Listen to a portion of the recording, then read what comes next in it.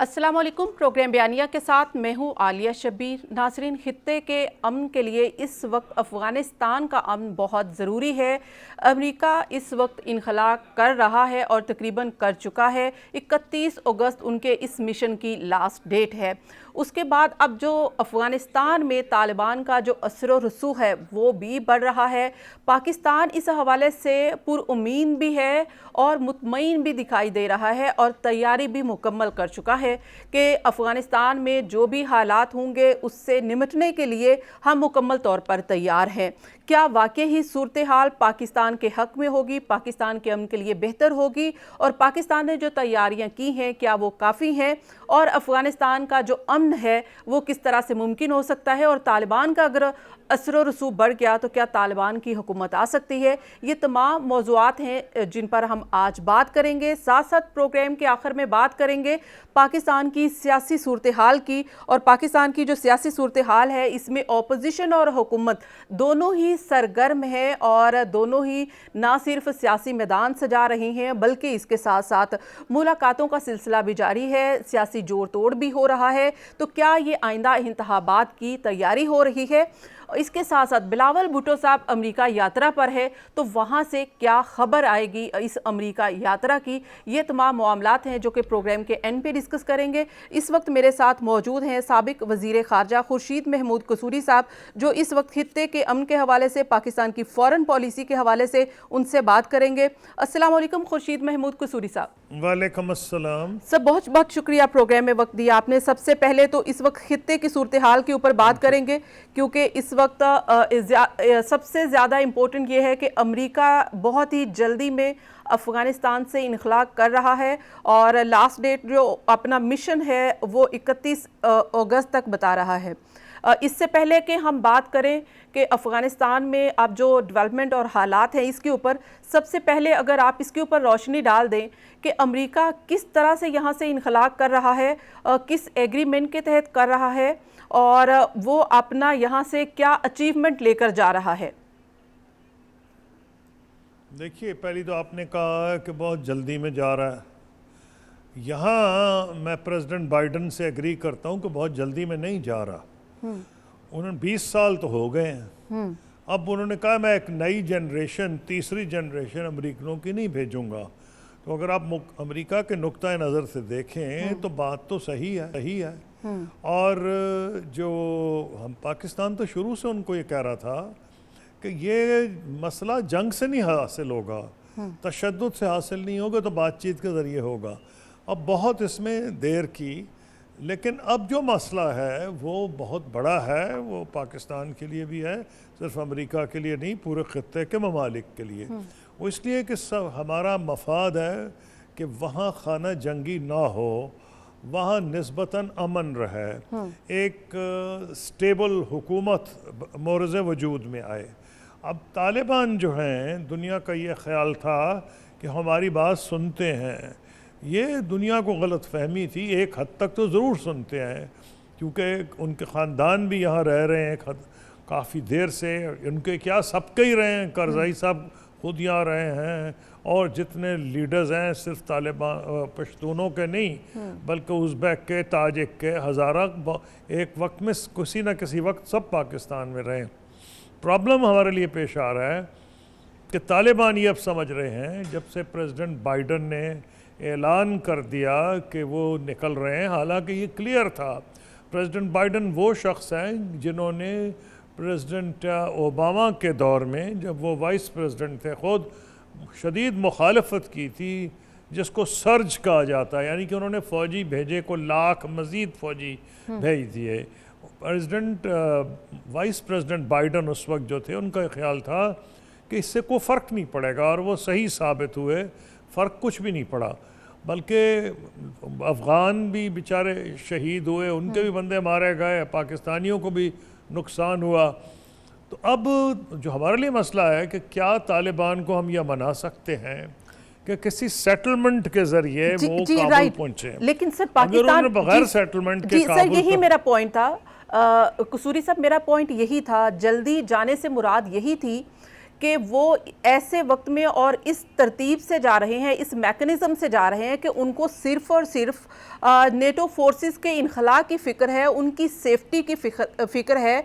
अब वहाँ पे अफ़गानिस्तान में बाद में हालात क्या होंगे, वहाँ पे क्या मैकेनिज़्म होगा, पीस प्रोसेस किस तरह से होगा, इससे उन्होंने कोई मैकेनिज़्म डेवलप नहीं किया, वो सिर्फ अपनी सेफ्टी लेकर चले गए। जी देखिए, मैकेनिज़्म तो डेवलप होता है जब दो पार्टीज़ राज़ी हों। वहाँ काफ़ी देर दोहा में मुज़ाकरात हुए जो पाकिस्तान ने मदद की थी, और बल्कि मैं तो यहाँ तक कहूँगा कि जो ओरिजिनली उनका एक दफ्तर खोला था तालिबान का, उसमें पाकिस्तान ने और ISI ने मदद की थी आज से 3-4 साल कबल। पाकिस्तान तो पूरी कोशिश कर रहा है इस सिलसिले में, लेकिन आपका ये कहना कि जी वो निकल रहे हैं बग़ैर एग्रीमेंट के, भी उन्होंने तो कोशिश की। तालिबान उन शराइत पे एग्रीमेंट के लिए नहीं तैयार। शराइत क्या थी? शराइत ये थी कि जी वो एक तो उनका एक कॉन्स्टिट्यूशन था और वो कहते थे कि इसके तहत बात, वो तो उन्होंने रिजेक्ट कर दी। नंबर 2, लैतो लाल बहुत की प्रेसिडेंट अशरफ गनी ने, अगर वो शुरू में इतनी देर न करते, क्योंकि उनका ये कहना था कि जी मैं इलेक्टेड सदर हूँ, तो जिसने भी आना है इलेक्शन के बाद आए। ये एक ऐसी सिचुएशन थी कि लग गई, ऐसे रहा है कि उनको ग्राउंड रियलिटी का प्रेसिडेंट अशरफ गनी को अंदाज़ा ही नहीं था, अमेरिकन मूड का भी अंदाज़ा नहीं था, कि उनको पता था कि अमेरिका जा रहा है। तो फिर वो कह रहे थे जी मुझसे बात करें, मैं इलेक्टेड सदर हूँ, इलेक्शन जल्दी करा लें। ये बड़ी गैर हकीकी बातें थीं, कोई ये यूरोप के मुल्क की तो बात नहीं हो रही कि इलेक्शन जल्दी करा लें। वही मसला यह है कि वहाँ उनको निकाला गया भी जंग के ज़रिए तालिबान को, फिर उन्होंने जो बाकी ज़मीन हासिल की, आज से मैं अभी जब ऐलान भी नहीं अमेरिका ने नहीं किया, वो भी उन्होंने लड़के ली। उन्होंने किसी के एहसानमंद वो नहीं है, तो इसलिए ये गैर हकीकी बात थी प्रेसिडेंट अशरफ गनी का ये कहना कि वो मुझसे बातचीत करें। हाँ, अगर वो ये कहते कि जी एक इंटरिम सेटअप के लिए मैं राज़ी हूँ, तालिबान आए, तो सारा प्रेशर तालिबान पे पड़ता। उन्होंने ये नहीं कहा, तो तालिबान ने इन द मीनवाइल जैसे ही अमेरिका ने एक डेट दी, मोराल काफ़ी लो था अफ़गान नेशनल आर्मी का, क्योंकि अफ़गान नेशनल आर्मी का ये ख्याल था कि अमेरिका कम से कम जब हमला होता है तो एयर कवर होता है, हमारी मदद करेगा लॉजिस्टिक्स में। जब उनको ये अंदाज़ा हुआ कि भाई ये तो चले जाएंगे और रहना तो हमने इनके साथ है, तो लोकल जिरगे या लोकल एल्डर्स या रिलीजियस एल्डर्स, उन्होंने मेल मिला के उनकी सुलह सफाई कराई अफ़गान तरीके में, जिनका उन्होंने ये नहीं किया कि उन्होंने हथियार डाल दिए। उन्होंने बाइज़्ज़त तौर पर उनको कहा, वो उनके साथ जाके मिल गए, चले गए। कुछ लोग भाग गए जिनको डर था, मसलन ताजिकिस्तान में, या कुछ पाकिस्तान में भाग के आ गए, वो फौजी आए हैं। अब पॉइंट उसमें यह है कि तालिबान जो हैं उनसे ये तवक्को तो ज़रूर दुनिया करती है कि वो उस तरह से नाकाबुल आए जैसे पहले आए, और अगर वो आए तो खाना जंगी होगी। तो फिर सवाल ये है कि अगर वो अशरफ गनी साहब से बात करने को तैयार नहीं, तो रास्ता क्या है? देखें, पहली बात तो ये है कि ये जी सर, रास्ते इसके ऊपर बात कीजिए। उनको ये अंदाज़ा है, मैं कह रहा था जी, तालिबान को यह अंदाज़ा है कि ये वो ज़माना गया। ये अब और दौर है। अगर तालिबान ने ज़बरदस्ती की, एक तो यह कि ईरान, चीन, पाकिस्तान और रूस जो इस खत्ते में मौजूद हैं, रूस का सर दो पॉइंट, जी 2 पॉइंट है सर। एक पॉइंट तो ये है कि जब अमेरिका ने तालिबान के साथ एग्रीमेंट किया, ऐसी भी खबर है कि उस वक्त अमेरिका ने ये कह दिया था कि हमें सेफ एग्ज़िट चाहिए। उसके बाद तालिबान का ये मुतालबा था, क्योंकि हमसे गवर्नमेंट ली गई थी तो हमें गवर्नमेंट वापस चाहिए, तो उन्होंने कहा कि हमें सेफ एग्ज़िट दे दीजिए, क्योंकि तालिबान के अगर असर रसूख में होता तो उनके लिए सेफ़ एग्ज़िट मुमकिन नहीं थी। तो उन्होंने अपनी सेफ़ एग्ज़िट देखी, तो इसके बाद हालात तालिबान के ऊपर छोड़ दिए। तो क्या ये सच है कि अमेरिका भी कहीं ना कहीं इस सारे प्रोसेस में तालिबान की कहीं ना कहीं हमायत में था? देखिए, अमेरिका का ये ख्याल था कि जो अगर बातचीत हो गई तो बहुत अच्छा, लेकिन उन्होंने फ़ैसला कर लिया था कि अगर इनकी सेटलमेंट ना भी हुई, और उसमें सिर्फ तालिबान कसूरवार नहीं, उसमें अशरफ गनी साहब भी हैं, जैसे मैंने आपको पहले कहा, उनका फैसला हो चुका था। और बाइडन साहब वो हैं जो पहले, जैसे मैंने कहा, उन्होंने पहले भी एतराज़ किया था जब प्रेसिडेंट ओबामा ने फ़ौज की तादाद बढ़ाई और उसको उन्होंने सर्च का 1 लाख नए फ़ौजी भेजे थे। तो उनके लिए तो ये बिल्कुल एक फैसला अटल था कि उन्होंने फ़ौजें, जैसे इससे पहले ट्रंप साहब ने भी कहा था, बल्कि ट्रंप साहब ने तो मई की शायद आखिरी डेट दी थी, और ये आके इन्होंने दिखावे के लिए 2-4 महीने आगे कर दिए। लेकिन ये बात क्लियर है कि अमेरिका में बहुत हद तक, सिवाय जो एस्टेब्लिशमेंट यानी फ़ौज और इंटेलिजेंस के जो लोग हैं वो इसके ख़िलाफ़ हैं, बाकी जो इतनी सिविलियन क़यादत है वो चाहे रिपब्लिकन थे या डेमोक्रेट्स थे, वो समझते थे बहुत हो गई। 20 साल लॉन्गेस्ट उनकी वॉर है, वो वहाँ से निकलना चाहते थे। जिस तरह से पहले सिविल वॉर हुई थी, अब हालात मुख्तलिफ नज़र आते हैं, तो क्या अब भी अफ़गानिस्तान सिविल वॉर की जानिब जाएगा या पीसफुली इसी तरह से जैसे पहले से, चाहे वो अफ़गान नेशनल आर्मी हो या फिर दूसरे ज़िला हो या अफ़गान शहरी हो, ये तालिबान के पास अपने आप को सरेंडर कर रहे हैं, तो ऐसा ही आपको लगता है? देखिए, पहले सिविल वॉर इनके साथ नहीं हुई थी।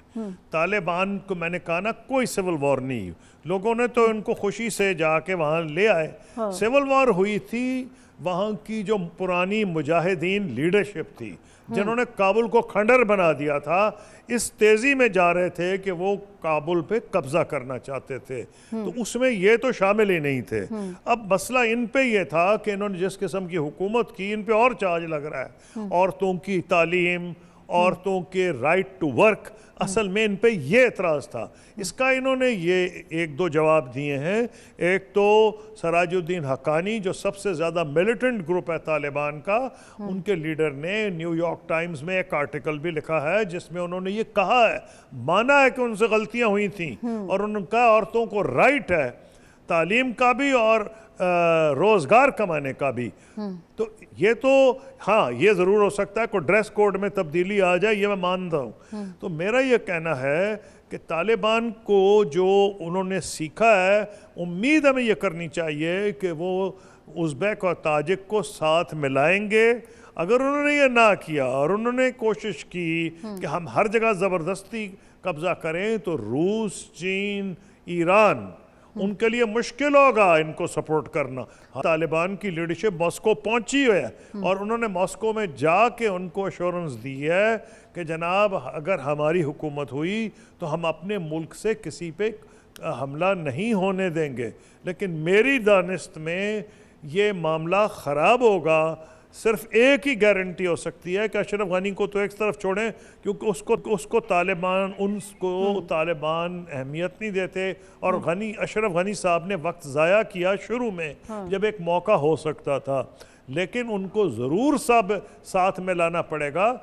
अगर कुछ ऐसे लीडर्स हैं ताजिक और उज़्बेक में जिन्होंने उन पर जुल्म किया है, तो बाकी बहुत से लीडर्स हैं ताजिक और उज़्बेक जो इनको एक्सेप्टेबल होने चाहिए। पाकिस्तान का और चीन का और ईरान का ये रोल होगा कि तालिबान को ये समझाए। लेकिन अगर ये वो नहीं समझते और वो ज़बरदस्ती कहते हैं हमने हर जगह पे कब्जा करना है, तो फिर जो नुकसान सबसे बड़ा नुकसान होगा कि दुनिया इनकी मदद नहीं करेगी। क्या तालिबान एक ईंटों के ढेर पे जाके हुकूमत करना चाहते हैं, या वो चाहते हैं तालिबान अफगानिस्तान की डेवलपमेंट हो, उसमें अमेरिका की, यूरोपियन यूनियन की, अमीर मुस्लिम ममालिक की उन मदद की ज़रूरत है। तो उनको अगर वो कब्ज़ा कर भी लें और दुनिया उनको बॉयकॉट कर दे, तो इसमें तालिबान का कोई फ़ायदा नहीं है। उम्मीद ये है कि उन्होंने ये सबक सीख लिया होगा।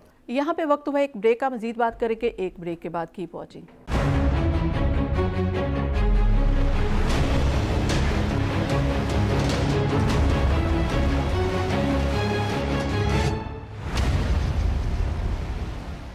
वेलकम बैक नाज़रीन, प्रोग्राम में एक बार फिर से खुशामदीद। हमारे साथ है साबिक वज़ीर ख़ारजा खुर्शीद महमूद कसूरी साहब। सर, जैसे कि अभी अफ़गान नेशनल आर्मी की भी है, आपने भी कहा कि वो सरेंडर कर रहे हैं, और आपको क्या लगता है कि क्या जिस तरह से USA ने इतना इन्वेस्ट किया था, इतनी ट्रेनिंग दी थी, तो अफ़गान नेशनल आर्मी में इतनी स्ट्रेंथ नहीं है कि वो तालिबान का मुकाबला कर सके, इसलिए सरेंडर कर रहे हैं? देखिए इसके दो जवाब हैं। हाँ। दो जवाब ये हैं कि जो रूस ने फ़ौज ट्रेन की थी और जब नजीबुल्लाह साहब वहाँ के सदर थे, उस वक्त वो 3 साल तक वो इक़्तिदार में रहे रूस की फ़ौज की वापसी में। वो बड़ी वेल ट्रेंड आर्मी थी, लेकिन जो असली चीज़ उनको प्रॉब्लम पड़ा कि जब सोवियत यूनियन का इन्हदाम हो गया और उनकी फाइनेंशियल यानी कि उनको वो फाइनेंशियल मदद जो मिलती थी वो बंद हो गई, तो वो फ़ौज को तनख्वाहें भी नहीं दे सकते थे। अब के वो मसला नहीं है। अब के मसला यह है कि लोगों का ये अंदाज़ा है कि जी अमेरिका के निकलने से एक तो तालिबान का मोराल बहुत बढ़ा हुआ है, नंबर 2 ये कि तालिबान जो हैं उनकी निस्बतन अपने लोगों में एक ख़ास तबका है जो तालिबान को पसंद नहीं करता। वो पाकिस्तान में भी है, वहाँ भी है। ख़ास तौर पे एक लिबरल तबका जो ये समझता है कि इन्होंने जो इनके कवानीन थे ख़वातीन के सिलसिले में, माइनॉरिटीज़ के, वो बहुत गलत थे, और अगर अब भी इन्होंने वो किया तो इनको मज़ामत होगी तालिबान की। लेकिन बाय एंड लार्ज जो अफ़गान सोसाइटी है वो एक कंजर्वेटिव सोसाइटी है, वो इनको एक्सेप्ट कर रही है।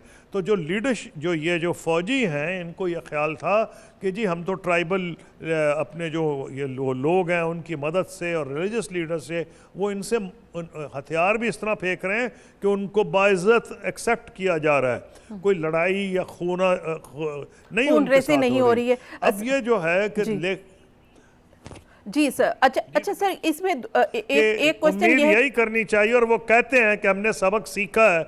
और एक ज़ल्मे खलीलज़ाद साहब जो हैं उनकी एक चीज़ बाहर लीक आउट हुआ है जो कि प्राइवेटली तालिबान ने उनको बताई थी दोहा में। तालिबान ने उनको कहा था हमसे गलतियां हुई हैं माजी में, वो हम रिपीट नहीं करेंगे।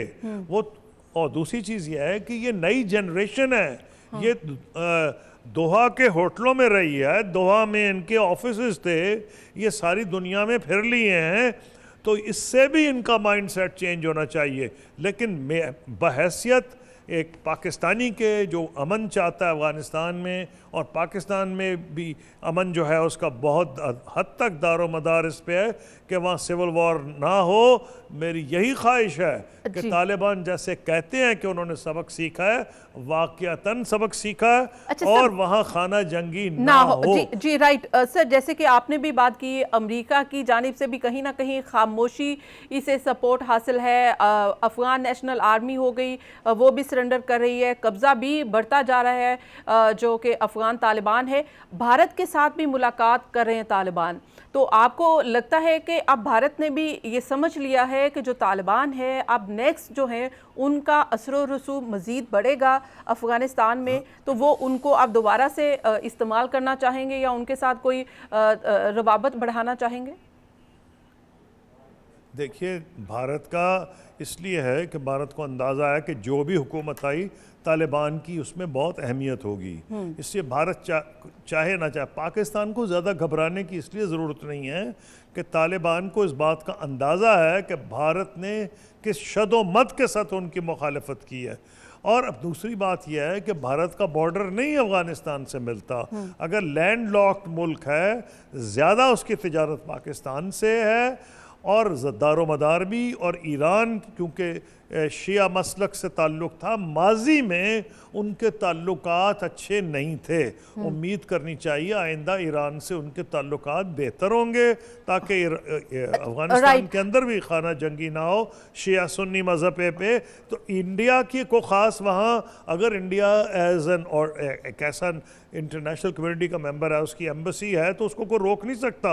अब तालिबान हो कोई हो, वो इंडिया की रिप्रेजेंटेशन है, उसका हक है, पर उसको ये हक नहीं है कि वहाँ बैठ के पाकिस्तान के खिलाफ टीटीपी को ट्रेन करे और पाकिस्तान पे हमले कराए। तो हमें ये उम्मीद है कि तालिबान उसको ये नहीं करने देंगे।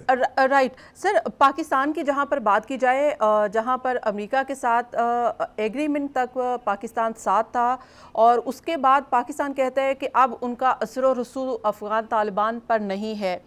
इसके पीछे क्या लॉजिक है कि हम इतने अरसे से ये समझते थे कि हमारा असर और रसूख है और एकदम हमने जो हैंड्स अप कर लिए हैं? क्या वजह है कि कल कल को हम जो बदलते हालात हैं या हालात ख़राब होते हैं तो हम उसका ज़िम्मा खुद नहीं लेना चाहते, इसलिए हम ये कह रहे हैं, या वाकई अब हमारा अफ़गान तालिबान पर वो असर व रसूख नहीं है?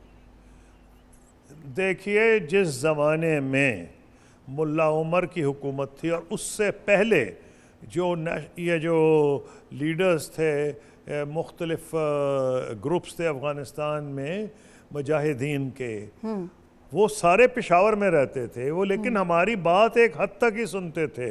अफ़गान कौम एक बड़ी गयूर कौम है, वो नहीं चाहते कि उनको कोई हुक्म दे या किसी की वो बात माने। एक हमें भी सबक सीखना चाहिए कि हमें ये समझना चाहिए, चाहे वो पश्तून हो या कोई और कौमियत हो, हम में जिसकी भी हुकूमत अफ़गानिस्तान में होगी हमें उसको एक्सेप्ट करना चाहिए। हमें, मेरा ख्याल है ये चीज़ पाकिस्तान समझ गया है, पाकिस्तान की आर्मी समझ गई है, उन्होंने एफर्ट किया है दूसरी जो कौमियत है उनसे भी अपने ताल्लुकात डेवलप किए। जब मैं फॉरेन मिनिस्टर था मैं भी दूसरों को मिलता था, तो इसलिए मैं नहीं समझता कि वो कभी भी हमारी इस हद तक बात सुनते थे, ना वो उस वक्त सुनते थे ना अब। हाँ, हमारा रिगार्ड है, हमने उनकी सपोर्ट की, लेकिन उनको हमसे गिले भी हैं क्योंकि वो समझते हैं कि जब अमेरिका ने हमला किया तो हमने उनको सपोर्ट नहीं किया।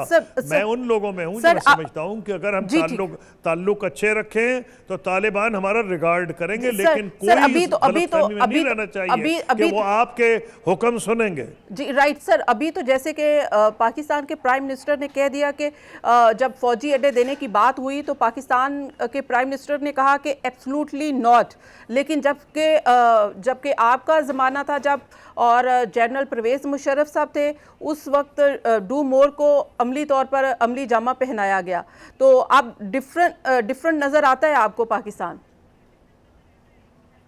जी बिल्कुल डिफरेंट नज़र आता है, और उस वक्त मैं फॉरेन मिनिस्टर नहीं था। अगर आपने हकायक पढ़ने हैं तो आपको अब्दुल सत्तार साहब जो उस वक्त फॉरेन मिनिस्टर थे उनकी किताब पढ़नी चाहिए। उन्होंने उसमें बताया है कि उस वक्त जो पॉलिटिकल लीडर्स मिले प्रेसिडेंट मुशर्रफ को, 90% ने कहा कि आप इस कोलिशन में शामिल हो जाएं। क्यों?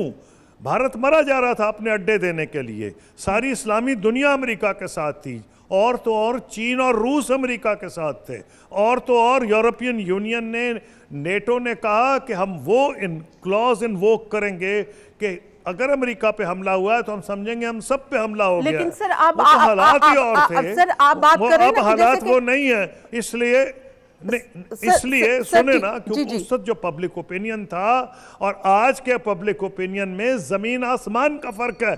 अगर आज प्राइम मिनिस्टर इमरान खान ने कहा है कि जी हम अड्डे नहीं देंगे, तो उन्होंने 100% पब्लिक ओपिनियन को रिफ्लेक्ट किया है। राइट सर, आपने बात की है कि उस वक्त सिचुएशन डिफरेंट थी, तो उस वक्त सियासी क़यादत ने भी 90% कहा कि ऐसा करना चाहिए, हमें अमेरिका का साथ देना चाहिए। लेकिन जनरल अजीज साहब कहते हैं कि ये तो कोर कमांडर मीटिंग में, अपनी किताब में वो लिखते हैं कि कोर कमांडर मीटिंग में भी ये डिस्कस नहीं हुआ, परवेज़ मुशर्रफ साहब ने वहाँ पर भी डिस्कस नहीं किया कि ये वो कुछ अमेरिका के साथ कोऑपरेशन करने जा रहे हैं, अड्डे देने जा रहे हैं। बात यह है, परवेज़ मुशर्रफ साहब के बाद 2 हुकूमतें आई, नून लीग भी आई, पीपल पार्टी भी आई जी, तो उन्होंने क्या तोड़ दिया था वो अलायंस? कुछ भी नहीं तोड़ा।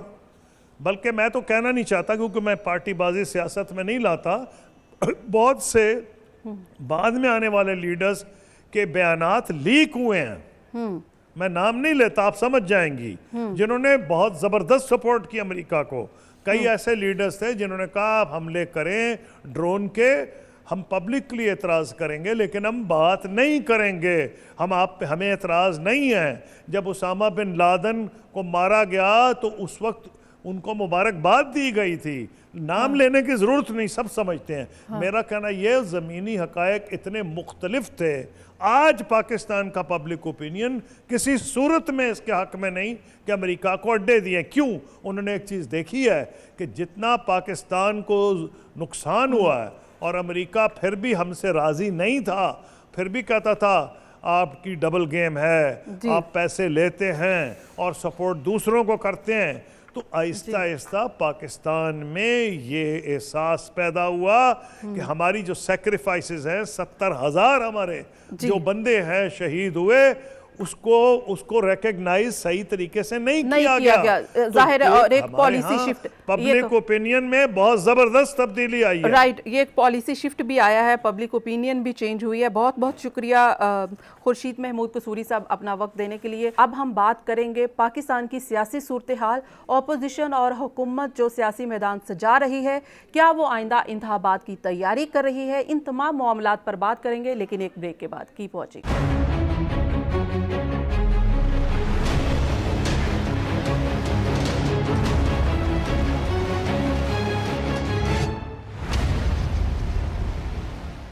वेलकम बैक नाज़रीन। बात करते हैं पाकिस्तान की सियासी सूरत हाल की। ऑपोजिशन सरगर्म है, लेकिन इसके साथ हुकूमत भी पीछे नहीं है। हुकूमत भी मुलाकातें कर रही है, और ख़ास कर इमरान खान साहब ने अपने इत्तेहादी जमात काफ लीग से मुलाकात की है, और उसके बाद अब सिंध क़यादत से भी मुलाकात करने जा रहे हैं। सिंध में ख़ास कर पीपल्स पार्टी को क्योंकि टफ टाइम देना चाहते हैं, तो क्या कोई नए अलाइंस बनने जा रहे हैं, और क्या ये इसको तमाम सूरत हाल को नए इंतखाबात के तनाजुर में देखना चाहिए। लोकल गवर्नमेंट इलेक्शन भी है, तो क्या ये उन सब की तैयारी हो रही है। इसी पर बात करने के लिए मेरे साथ स्टूडियो में मौजूद हैं मियां हबीबुल्लाह साहब, सीनियर तज्ज़ियाकार हैं। मियां साहब, बहुत बहुत शुक्रिया स्टूडियो तशरीफ़ आवरी का। सबसे पहले तो ये बताइए कि ऑपोजिशन के ऊपर तो बात करते ही हैं, हुकूमत भी सरगर्म हो गई है, एक्टिव है। अब इमरान खान साहब जैसे ही जरदारी साहब ने काफ लीग से मुलाकात की है, और इसी तरह से परवेज़ इलाही से मुलाकात की है, मुन्नस इलाही से तो उनको तो वजारत भी नहीं मिली थी, तो अब तो उनसे भी मुलाकातें शुरू हो गई हैं, वज़ीर आज़म साहब मिलने लग गए हैं, तो उनको इदराक हो गया है क्या सबकी ज़रूरत पड़ सकती है। बिस्मिल्लाहिर्रहमानिर्रहीम, बहुत शुक्रिया। देखें, हुकूमत ने ये जो बजट पेश किया है, ये भी मेरा ख्याल इंतखाबी बजट है, और तमाम तर इसके जितने भी लवाजमात हैं उनसे इंतखाब की तैयारियों की झलक जो है वो नज़र आती है। उसके बाद अब ये तासर आम दिया जा रहा था कि शायद आइंदा सेटअप में जो है पीपल्स पार्टी का रास्ता हमवार हो रहा है, और उन्होंने जो है वो इस सिलसिले में इस्टेब्लिशमेंट से भी राहें बढ़ाना शुरू कर दी हैं, मामलात अपने तय करना शुरू कर दिए हैं, और उसके अलावा जो है वो सियासी जमातों के साथ भी। तो काफ लीग की जो मुलाकात हुई थी उससे काफ़ी जो है ना वो आइंदा के हवाले से तशवीश पाई जाती थी, और ख़ास करके तहरीक इंसाफ ये समझ रही थी कि शायद लोगों में ये चीज़ जो है वो गहरी होती जा रही है कि आइंदा हुकूमत जो है पीपल्स पार्टी को होगी, तो उसको ज़ायल करने के लिए। लेकिन हम मियां साहब, पंजाब में सुना है कि जरदारी साहब को वो रिस्पांस नहीं मिला जो वो चाह रहे थे। यहाँ पे नहीं, यहाँ कोई बिल्कुल दुरुस्त कहा आपने, पंजाब में कोई ऐसी चीज़ कोई अनहोनी हुई नहीं है कि जिसके बाद जो है वो ये कहा जाता कि शायद पीपल्स पार्टी के लिए राह हमवार हो गई है। वो ये समझ रहे थे कि शायद मुस्लिम लीग नून के लोग जो है वो मायूस हो गए, और लोग जो है वो धड़ाधड़ हमारी तरफ आना शुरू हो जाएंगे। तो लेकिन मुस्लिम लीग नून के लोग जो हैं अभी तक उनके साथ इंटैक्ट हैं। अलबत्ता ये ज़रूर कहा जा सकता है कि आइंदा इलेक्शन से कबल जो है बहुत सारे जो पंछी हैं वो उड़ के इधर उधर हो जाएंगे, क्योंकि मुस्लिम लीग नून का मुस्तकबिल मखदूश नज़र आता है। अलबत्ता पीपल्स पार्टी और तहरीक इंसाफ जो है दोनों में टाई पड़ेगी। तो मुझे ऐसे लग रहा है कि दोनों सियासी मतलब बल्कि तमाम सियासी जमातों ने जो है कबल अज़ वक्त ही इंतखाबात की तैयारियाँ शुरू कर दी हैं। इस हवाले से जो तहरीक इंसाफ है उन्होंने तो मुलाकात की है वज़ीर आज़म ने मुस्लिम लीग काफ के साथ, तो पंजाब की हद तक मुझे ऐसे लगता है जैसे काफ लीग के साथ सीट एडजस्टमेंट होगी। अलबत्ता जो बलदियाती इंतखाबात हैं उसमें जो है वो चूँकि उसमें काफ़ी हद तक गैर जमाती उसकी शक्ल होगी, तो उसमें जो भी जीतेगा वो हुकूमत के साथ होगा, लेकिन उसमें बहुत बड़ा हिस्सा जो है वो काफ लीग के हिस्से में आएगा। काफ लीग ने बलदियाती इंतखाबात की काफ़ी सारी तैयारियाँ शुरू कर दी हैं। सिंध में जो है नहीं, तो आप नहीं समझ रहे कि बाई इलेक्शन तो PMLN जीत रही है पंजाब में, तो जो लोकल इलेक्शन है लोकल गवर्नमेंट के, वो भी बल्दियाती इलेक्शन, वो भी PMLN ज़्यादा सीट हासिल कर सकती है। वो आम इंतखाबात या कौमी और सूबाई सतह के इंतखाबात और लोकल गवर्नमेंट में बड़ा ज़मीन आसमान का फ़र्क होता है। लोकल गवर्नमेंट इलेक्शन जो होते हैं वो ज़्यादातर हुकूमतों के होते हैं।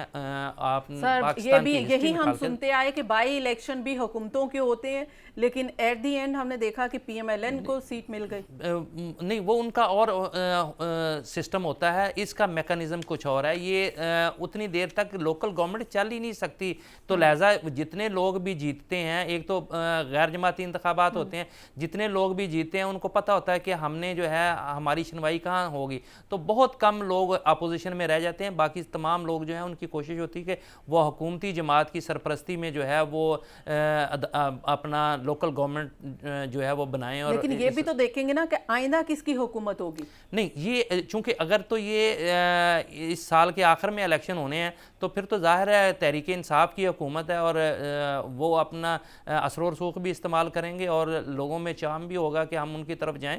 तो अलबत्ता जो जनरल इलेक्शन होंगे उसके लिए बहुत ज़्यादा तैयारियों की तहरीक इंसाफ के लिए तो काफ़ी मुश्किलात है। जहांगीर तरीन ग्रुप आप देखिए खुलकर सामने आ गया, तो ये कैसे है कि वो चाहे लोकल बॉडीज़ की इलेक्शन हो या फिर इसके अलावा आम इंतखाबात हों, वो कोई टफ टाइम नहीं देंगे पाकिस्तान तहरीक इंसाफ को, इमरान खान साहब को। आलिया, इंतखाबात से कबल ना एक फ़ज़ा बनती है। अगर तो लोगों को ये यकीन हो गया कि तहरीक इंसाफ जो है वो आइंदा उनकी हुकूमत नहीं बन रही, तो बहुत ज़्यादा ग्रुप बन जाएंगे। एक ग्रुप नहीं, जहांगीर तरीन ग्रुप नहीं, बहुत ज़्यादा ग्रुप बन जाएंगे। लेकिन अगर उन्हें ये हवा से पता चल जाता है कि किसकी हुकूमत आ रही है, तो अगर उन्हें यकीन हुआ कि तहरीक इंसाफ की हुकूमत आ रही है, तो आप फिक्र ना करें, दूसरी जमातों के बहुत सारे लोग जो हैं उनका भी प्रेशर होगा कि तहरीक इंसाफ उन्हें टिकट दे और वो तहरीक इंसाफ में जम हो जाए।